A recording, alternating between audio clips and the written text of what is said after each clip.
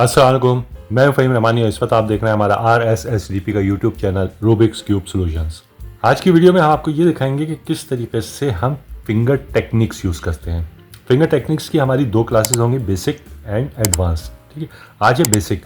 Basic के अंदर हम आपको बेसिक इसकी मूवमेंट्स बताएंगे कि किस तरीके से हम फिंगर्स के थ्रू इसको करते हैं। अभी करते क्यों हैं हम, फिंगर्स क्यों यूज़ कर रहे हैं हम?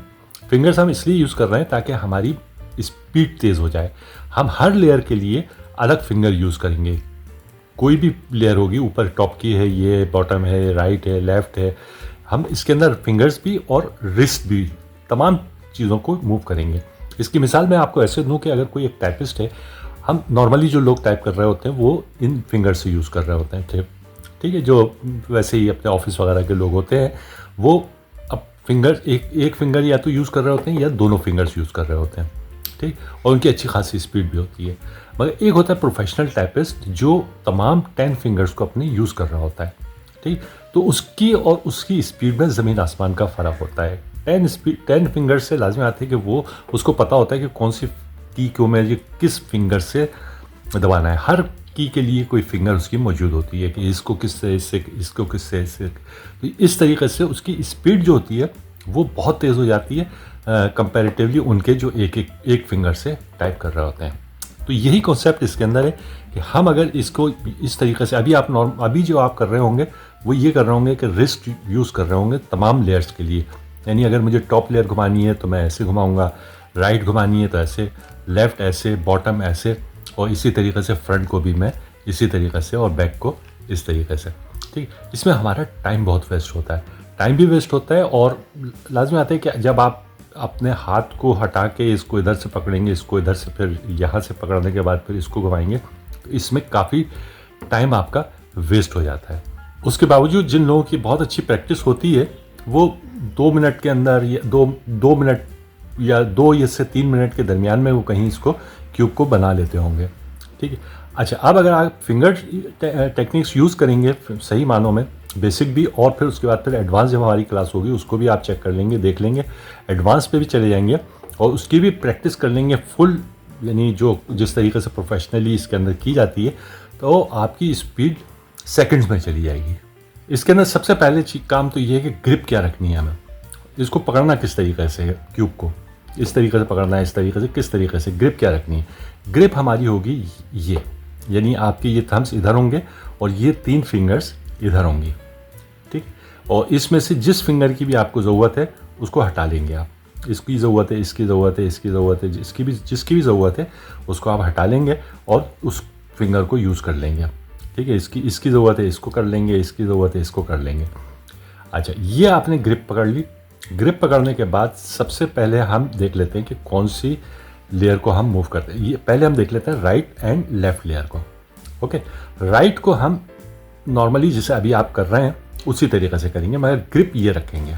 ओके, यहाँ से इस तरीके से पकड़ के हम इसको मूव करेंगे। और लेफ़्ट को किस तरीके से करेंगे, लेफ़्ट को लेफ़्ट हैंड से करेंगे, ये आप देखें इस तरीके से। ठीक है, अच्छा, ये 2 लेयर्स हो गई। अब ये इनका बहुत ज़्यादा यूज़ है, लेफ़्ट का भी और राइट का भी। और उसके बाद फिर जो है वो टॉप, ऊपर अप लेयर जो है, इसका भी बहुत ज़्यादा, आप जितने भी एल्गोरिदम देखेंगे इसके अंदर राइट, लेफ़्ट या RL या U बहुत ज़्यादा आ रहा होगा। ठीक है, तो इसको हम किस तरीके से मूव करेंगे, ये वाली लेयर को अभी आप U मूव कर रहे हैं। अब आप क्या करेंगे कि इसको होल्ड यही रखेंगे और इन फिंगर से, जिसको हम इंडेक्स फिंगर कहते हैं या शहादत की उंगली कहते हैं, ठीक है, इनको यूज़ करेंगे इसको मूव करने के लिए। यानी ये मैंने होल्ड कर लिया और अब इसको इस तरीके से ये किया, और अगर मुझे क्लॉकवाइज चलना है और एंटी क्लॉक चलना है तो मैं इस लेफ़्ट हैंड की इंडेक्स फिंगर से इसको मूव करूँगा। ठीक है,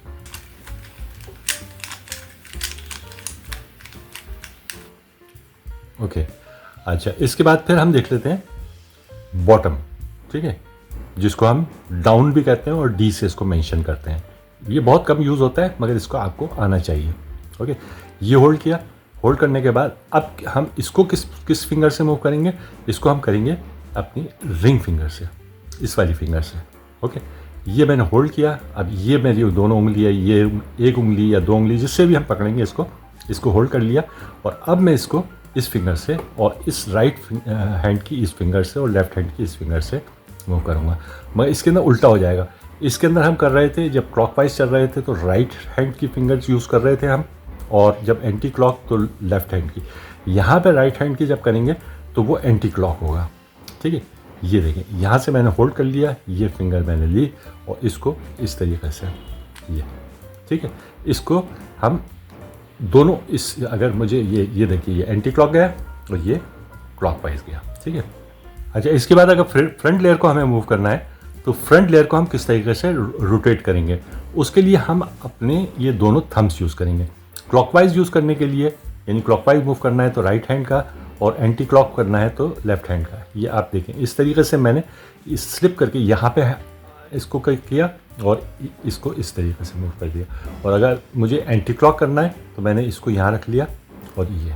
ठीक है, आप इसकी प्रैक्टिस इतनी ज़्यादा करेंगे कि आपको ये याद करने की ज़रूरत नहीं हो कि अगर क्लॉकवाइज करना है तो कौन सा हैंड यूज़ करना है और एंटी क्लॉक करना है तो कौन सा हैंड यूज़ करना है। ये आपकी इतनी ज़्यादा प्रैक्टिस अगर आप कर लेंगे तो ये ऑटोमेटिक होता है। इसके अंदर आपको कभी भी सोचना नहीं पड़ेगा कि मैं राइट हैंड यूज़ करूँ कि लेफ्ट हैंड यूज़ करूँ, मगर उसके लिए आपको थोड़ा सा डेडिकेट होना पड़ेगा, इसकी प्रैक्टिस करनी पड़ेगी और फिर आप इसको मूव कर सकेंगे। यानी इस तरीके से आप रोटेट कर सकेंगे अपने किसी भी लेयर को। अब हमारी रह जाती है सिर्फ एक लेयर, वो है बैक लेयर। बैक लेयर का बहुत कम काम है, तो मैं बेसिक में आपको सिर्फ इस तरीके से बताऊंगा इसको कि किस तरीके से इसको अगर रोटेट करना है तो करें। इसका बल्कि हमारे बेसिक में कहीं पे यूज़ ही नहीं है। ठीक है, मगर फिर भी आपके हाथ में क्यूब है तो आपको पता होना चाहिए कि बैक लेयर को कैसे हम किस तरीके से मूव करते हैं। उसका तरीका ये है कि आप अपने यहाँ से ये थम्स को लेके यहाँ आ जाएंगे, यहाँ ग्रिप हमें थोड़ी सी चेंज करनी पड़ेगी बस सिर्फ। ठीक है, ये करने के बाद अब वही जो आपकी इंडेक्स फिंगर है, बिल्कुल इसी तरीके से जैसे आपने यहाँ से पकड़ा हुआ था और आप इसको इस तरीके से मूव कर रहे थे, इसी तरीके से अब यहाँ से पकड़ेंगे और इसको बैक लेयर को इस तरीके से मूव करेंगे। आप देखें, मेरे ये इस तरीके से मैंने ये किया, इस तरीके से ये किया। ठीक है, तो आप बैक लेयर को इस तरीके से मूव करेंगे।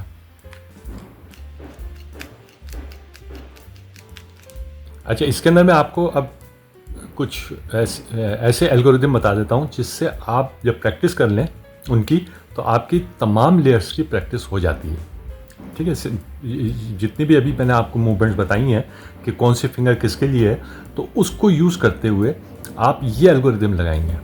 अच्छा, अब जो एल्गोरिदम आ रहा है आपके ऊपर स्क्रीन पे, जिसको हम राइटर्स भी कहते हैं, और ये है आर प्राइम यू प्राइम। ठीक है, ये हम लगाएंगे तो इसमें क्या होगा कि हमारा राइट एंड अप, ये दो की हमारी प्रैक्टिस हो जाएगी। क्या है, R prime U prime. Okay, ये मैंने होल्ड किया, होल्ड करने के बाद आर यू ये किया और R prime U prime, R prime U prime.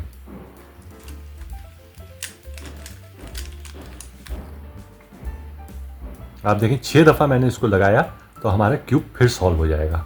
ठीक है, अच्छा, इसी तरीके से लेफ्ट साइड को अगर, और इसके अंदर भी हमारा अप लेयर यूज़ होगी। ठीक है, वो क्या है, L prime U prime L U. ठीक है, इसके अंदर हमारी इन दोनों लेफ्ट एंड अप लेयर की प्रैक्टिस हो जाएगी। आप ये देखें L prime U prime L U, L prime U prime L U.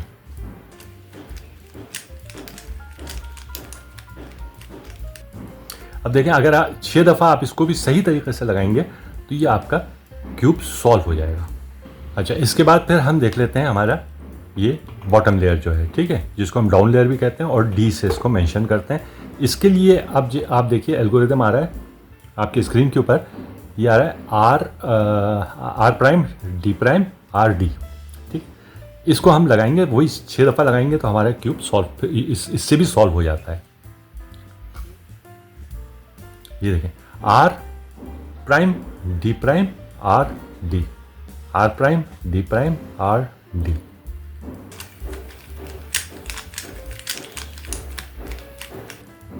ये देखें 6 दफ़ा मैंने इसको लगाया और ये सॉल्व हो गया। तो इस तरीके से आपकी किन किन लेयर्स की प्रैक्टिस हो गई, यानी राइट, लेफ्ट, टॉप और बॉटम। ठीक है, अब मैं एक एल्गोरिथम आपको और बता रहा हूँ, इससे आपका क्या होगा कि ये फ्रंट लेयर की भी आपको प्रैक्टिस हो जाएगी। वो क्या है, अच्छा, ये सारे एल्गोरिदम ऐसे हैं जो हम सॉल्विंग में भी यूज़ करते हैं। जब हम सॉल्व कर रहे होते हैं हम क्यूब को, तो उसके अंदर ये सारे एल्गोरिदम्स यूज़ होते हैं। ठीक है, आपको आते भी हैं पहले से, अगर आप सॉल्व कर रहे हैं इसको नॉर्मल मेथड से, तो आपको वो ये तमाम एल्गोरिदम्स जो मैं बता रहा हूँ ये आपको आते भी होंगे।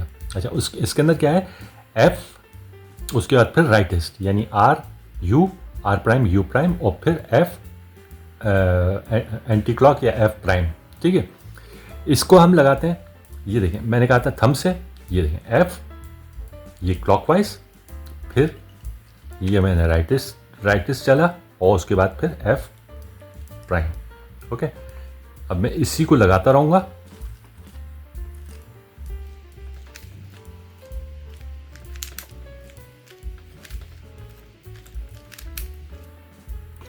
देखिए, अब इसको भी मैंने 6 दफ़ा लगाया, तो इससे भी हमारा क्यूब सॉल्व हो जाएगा। शुरू में आप बगैर सॉल्व किए हुए इसको इनकी प्रैक्टिस कीजिएगा। जितना ज़्यादा से ज़्यादा आप ये जो मैंने आपको राइटिस्ट, लेफ्टिस्ट, और उसके बाद फिर ये जो बॉटम लेयर के लिए जो मैंने आपको एल्गोरिदम बताया, और ये फ्रंट के लिए जो एल्गोरिदम बताया है, ठीक है, तो ये 4 एल्गोरिदम आप याद भी कर लीजिएगा। और इनको इस तरीके से आप जितना ज़्यादा से ज़्यादा एक ही को आप यूज़ करते रहिएगा, 20 दफ़ा, 25 दफ़ा, 50 दफ़ा, अनलेस कि आपका हाथ नहीं चल जाए उसके ऊपर।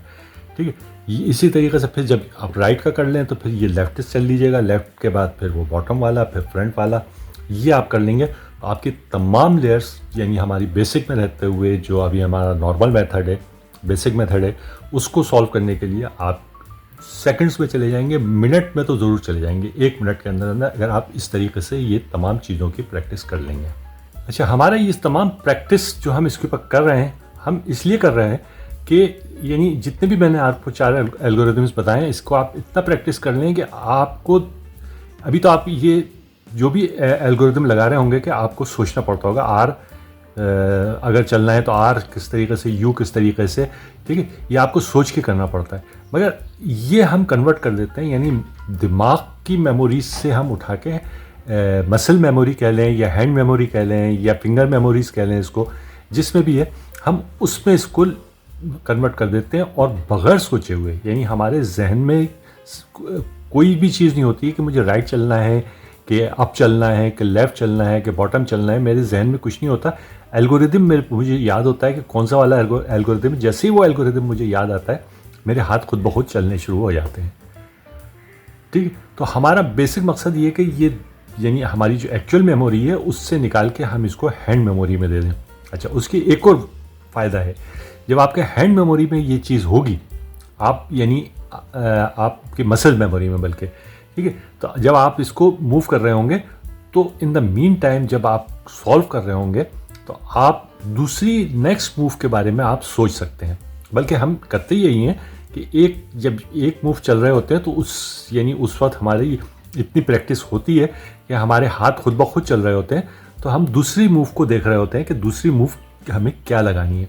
तो यानी अभी ये मेरी फर्स्ट मूव ख़त्म हुई, मैंने सेकंड कोई दूसरा क्यूब जो लगाना है या कोई भी चीज़ लगानी है उसके बारे में उसको मैं लगाना शुरू कर दूंगा। और अब जब मैं सेकंड लगा रहा हूँ तो तीसरी इसका भी ऑटोमेटिक चल रहा होगा मेरा हाथ, और तीसरे मूवमेंट को यानी तीसरे किसी क्यूब के बारे में मैं देख रहा होता हूँ कि कौन सा क्यूब कहाँ पे जाएगा। ठीक है, तो ये तमाम चीज़ें सारी प्रैक्टिस से आपको आ सकती हैं, आएंगी, बल्कि आपको दुनिया में जितने भी लोग हैं जो क्यूब सॉल्वर्स हैं, जो बहुत फास्ट सॉल्व करते हैं, जिनकी स्पीड जो है 1 मिनट से के अंदर अंदर है या सेकंड्स में चले जाते हैं बस, तो अगर वो उन तमाम का यही है कि वो जब सॉल्व कर रहे होते हैं और जो भी एल्गोरिदम लगा रहे होते हैं तो उसके बारे में वो सोच नहीं रहे होते, उनका हाथ खुद चल रहा होता है और नेक्स्ट मूव के बारे में वो देख रहे होते हैं कि अब मुझे क्या मूव करनी है। ठीक है, तो इतनी प्रैक्टिस आप कर लें कि आपके हैंड्स खुद ब खुद चलने लगें और इसी तरीके से बाद में, अभी तो खैर ये फिंगर टेक्निक्स में आपको इसकी बता रहा हूँ एज अ होल। उसके बाद फिर हम जब सीख जाएंगे क्यूब, और उसके बाद फिर जो हर एल्गोरिदम का अलग फिंगर टेक्निक्स होती हैं। ठीक है, जब एडवांस भी हम सीख जाएंगे उसके बाद फिर मैं आपको एल्गोरिदम्स पे लेके जाऊंगा। पहले तो नॉर्मल वाले मेथड जो है हमारा क्यूब सॉल्विंग का बेसिक मेथड जो है, उसकी फिंगर टेक्निक्स बताऊंगा हर एल्गोरिदम की, और उसके बाद फिर वो एडवांस मेथड्स जो हैं हमारे सीपॉप मेथड्स वगैरह, उसके अंदर जो एल्गोरिदम्स लगते हैं उसकी फिंगर टेक्निक्स भी अलग अलग, हर एल्गोरिदम की मैं अलग बताऊंगा ताकि आपको उसको लगाने में आसानी हो कि कहाँ से ग्रिप शुरू करनी है, कहाँ से स्टार्ट करना है, किस तरीके से उसको। हमारा मकसद ये होता है कि हम जिस ग्रिप में है आखिर तक उसी में रहें। कभी कभार ऐसा होता है कि हमें ग्रिप चेंज करनी पड़ती है, बाज़ एल्गोरिदम ऐसे होते हैं उसके अंदर हम पूरा पूरा क्यूब सॉल्व नहीं कर सकते, ठीक है, तो उसके अंदर कहीं कहीं मगर ये कि मिनिमाइज़ कर देते हैं उसको कि एक या दो दफ़ा ही हमें हैंड की ग्रिप चेंज करनी पड़े, वरना पूरा क्यूब हमारा इस पोजीशन में सॉल्व होता है कि हम इसको जिस ग्रिप से शुरू करते हैं उसी ग्रिप में हमारा ये ख़त्म होता है। That's all. इसकी अब आप प्रैक्टिस कीजिए जितनी ज़्यादा से ज़्यादा। हर जगह पे बैठे हुए हैं, जहाँ बैठे हैं, टीवी देख रहे हैं, बेकार बैठे हुए हैं, कोई भी चीज़ है, मैं आपसे बिल्कुल नहीं कहूँगा कि आप अपनी इंपॉर्टेंट चीज़ें छोड़ छाड़ के इसके चक्कर में लग जाएं। नहीं, ये सेकेंडरी रखें आप इसको, मगर जब भी आप बेकार बैठे हुए हैं, जहाँ पे भी बैठे हुए हैं, तो आप इसको हाथ में रखें और इसकी ये एल्गोरिदम्स लगाते रहें। और इसी तरीके से ये फिंगर्स जो मैंने आपको बताई हैं कि कौन सी फिंगर कैसे किस चीज़ को मूव करना है, इसको आप मूव करते रहिएगा। अगर आपको वीडियो पसंद आई है तो एप्रिसिएशन के लिए लाइक कर दें, दोस्तों के साथ शेयर कर लें, सब्सक्राइब कर लें और बेल आइकन दबा दें ताकि आपको आने वाले वीडियोस के बारे में वक्त पे पता चलता रहे।